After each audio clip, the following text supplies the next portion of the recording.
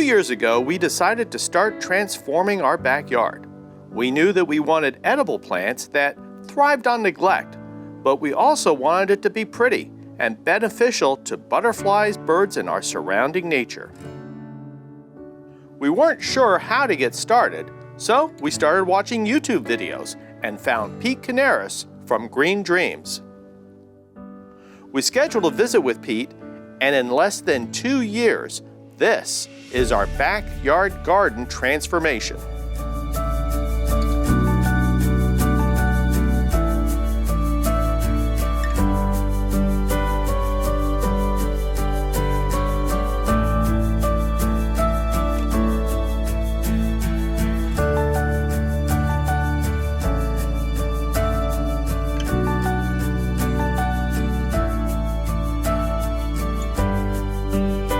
Yeah, these are my babies. These need to go in the ground. Really? Yeah, well, they have a taproot. So, you know, if a moringa, when they hit the bottom of the pot, especially on like these smaller pots, Okay. it'll almost like stunt the tree for life.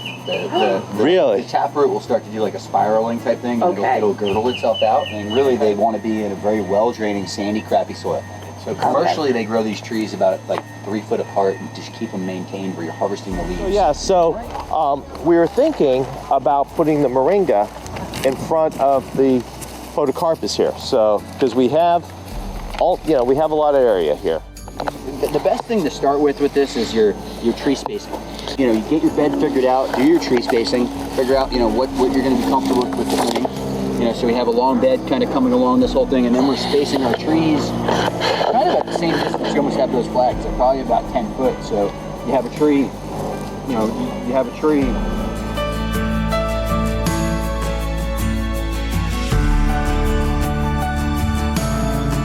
As we close out our second season with the fully grown moringa trees that are heading now into their dormant cycle, we couldn't be happier and have incorporated moringa powder into our daily diet.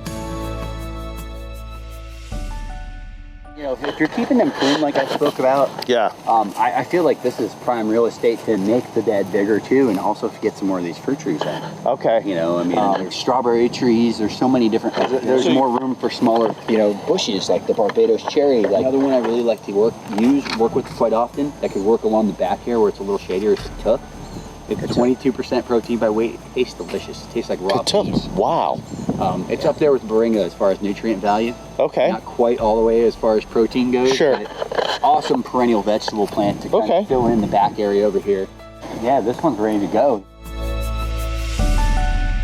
As you can see, this area has made a big transformation. You know, you're coming out of your house, you have your, you know, either your veggies are going to be over there. They really need to stay towards that trellis if you want to get proper lighting. Okay. You know, this would be great. Just remember, like over there is getting a little bit shady. Yeah. Like right now, we already have an overcast from that tree above it. You know, Right. Ideally, you know, we're giving them that morning sun, afternoon shade. Right. You know, What do you think of this area? Because again, it's the blue. the blue flamingo is kind Yeah. of taking over with the crepe myrtle inside of here. Yeah. Yeah, this is a great spot for a new tree. We chose a strawberry tree, papaya, and the Thai dwarf mulberry tree to anchor our butterfly garden.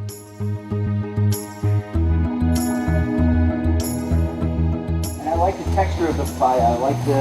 I like the leaf on the papaya. Yeah. We always try to design in zones like this. This to me is a little bit more like zone 1. Right. Or zone 2, I guess you could say. Zone 1 is like right there outside your door. Yeah, yeah. You know, a lot of different varieties of ginger that would grow really well in Okay, here. ginger. This is actually a pretty good avocado spot. Avocados do want a little bit of dappled light. And this guy's okay? This is our Purple Passion? It's great. It's just going to be a monster. And Pete was right. Our Purple Passion vine turned into a monster. We had to cut it down, but Denise did have luck propagating it and relocating it to a stronger arbor on the other side of our yard. You can try. This is a very hard one to propagate. Oh, okay. Like we do 112 come back. A lot of times we'll use the oak trees as like a trellis for like a passion vine and stuff too. Oh, okay. You know, you can plant a passion vine at the bottom of the tree. It will grow up into the tree, the fruits. We also started a non-fruit bearing passion vine on our pine tree, and the flowers are beautiful. So you want to draw the beds out a little more, but I like the shape of the bed. Your corners are going to be a little bit bigger and rounder. Maybe draw this out a little more and draw this out a little bit more. Around the pool cage beds, we decided to go with veggies, broccoli and cabbage in the winter, and beans in the summer. This is a disaster. I mean, this could be a sweet potato patch. You know, this Ooh, I is like great, that. son. You know, where Yeah. you could have a sweet potato patch with cassava. Yeah. You have to remember there's, you know, hundreds of varieties of sweet potatoes. We have orange ones, white ones, pink ones, purple ones. The sky's the limit. More like a regular true yam, more like a true potato. They aren't all orange sweet potatoes, and they're one of the most nutritious crops in the world because you can eat the leaf and Yes, the potato. I love the plants You know. where we can eat the whole. Yeah. And because this is getting closer to your zone 1, your zone 1 veggie garden, you know, this is like perfect transitional type of crop. So every spring that gets planted in slips. For the past 2 seasons, our sweet potatoes have been our most productive crop. Is there anything that we could plant through here that would be a better solution? I mean, you know, if everything came out of here, there's definitely room for, you know, fruit trees to go into this area, bananas to go in this area. Okay. Since relocating them earlier this year from the pool cage area, our bananas have taken off. This is kind of what we thought would be a good zone to grow something, but we don't know what. This is deep shade over here. Like you could do some turmeric in here, you could do some gingers in here. Okay. You know, shade lovely type things like malanga. So this could be a compost area. You could do your worm bins in here. Like if this was my house, this would be like you already got your shed here. You know, this is my potting, my seed starting zone. This is where I'm keeping my back of the house type stuff that you don't want to see all the time. Maybe you have a worm bin in here. Maybe you have some gingers and turmerics and stuff kind of growing around the edge, but you're keeping all your gardening tools here. Right. You're doing your seed starting over here. Maybe you have your like your little nursery area over here. Okay. Your propagation zone in this area. So you have a table in here that's maybe moved closer to, you know, waist height. You can fit a few hundred plants on here, you know, and you're just kind of, you know, you're keeping it protected from the heavy rains. You're kind of getting your things started over here. Dappled light like this is great for anything that you're starting from cuttings or, you know, starting smaller seeds. They say that by planting a garden, you believe in tomorrow, and that gardens are optimistic, always enterprising and never satisfied, looking to do something better than they ever have before. Such is the case with our garden, always evolving and teaching us something new every day. Something Denise and I find so rewarding, a true source of inspiration and faithfulness to God.